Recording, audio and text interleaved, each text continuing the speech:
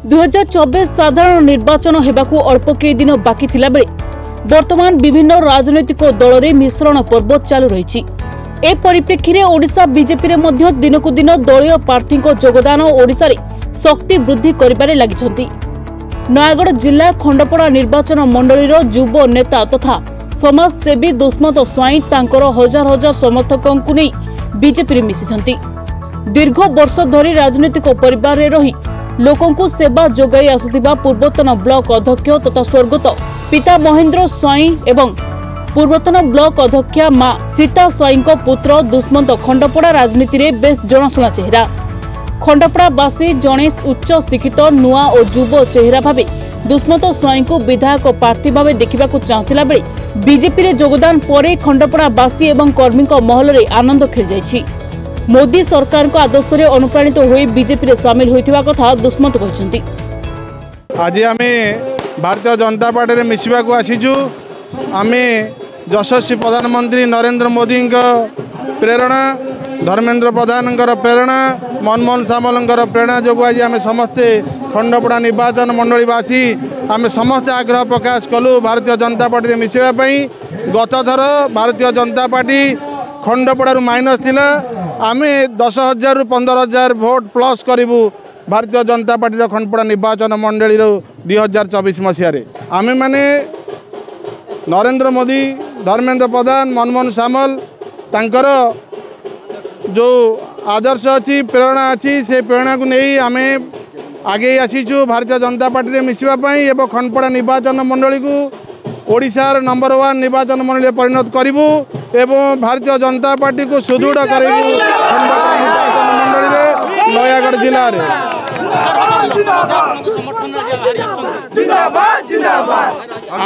आगामी दिन में आम गोटे 15,000 ରୁ 20,000 गैदरिंग करूँ खंडपड़ा एवं मान्यवर सभापति भारतीय जनता पार्टी मनमोहन सामल जीवे, मान्यवर केंद्र मंत्री धर्मेंद्र प्रधान जीवे एवं समस्त वरिष्ठ नेता मानक आम आमंत्रण करूँ खंडपड़ा को एवं नयागढ़ जिले में देखईदेव खंडपड़ा निर्वाचन मंडली जनसाधारण केते भल पाँच नरेंद्र मोदी।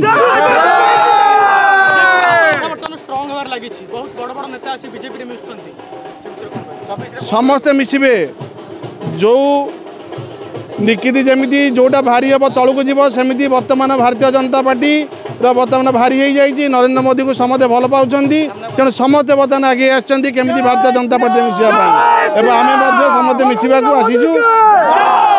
प्रथम जय श्री राम, जय जगन्नाथ।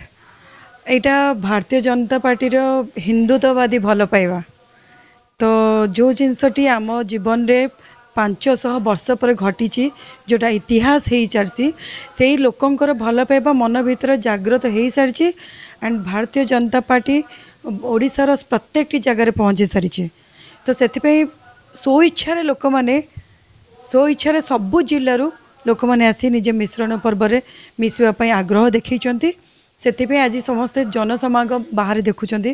तो निश्चय यहाँ गोटे शुभर खबर आगु को निश्चय किसी भल जिनस घटवाक जाऊँगी एंड 5 तारिख रे सुयोग्य प्रधानमंत्री मोदी जी मध्य आसुचंती। तो से आहुरी ओडिशावासी को दंभ मिल साहस मिल समस्ते निजर विकास को आगु को नापी आहुरी आगु को जीवे।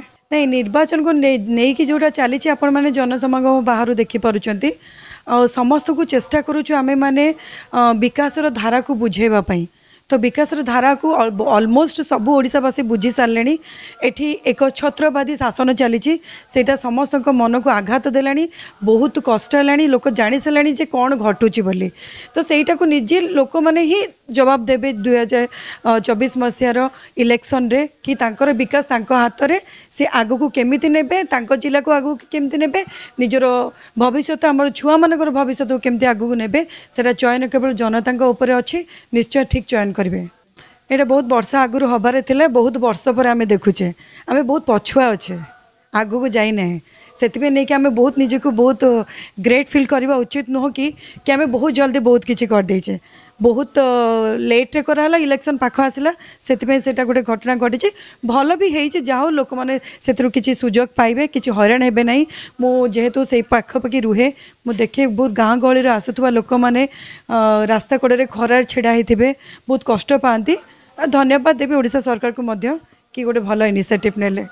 नहीं पेट्रोल रो दर अधिक हो गला ता पछरे बहुत किछि कारण अछि प्रत्येक लोक को किछि एजुकेटेड मास जो माने अछन मन को बुझिया को पड़ू नाही कारण ता पछर घटना समस्त जानी बहुत किछि कमी गोटे बढ़ी गला सेटा को मैनेज करा हुए सेटा अप एंड डाउन थाए सब क्षेत्र में तो सेटा डिसीजन निहाती प्रधानमंत्री नहीं माने किछि ना किछि गोटे घटना घटिबो आगु को मध्य सेटा नुहे जे कन्स्टेंटली दरदाम सेमती रहउछि अप एंड डाउन होउछि तो हबो निश्चय सेमती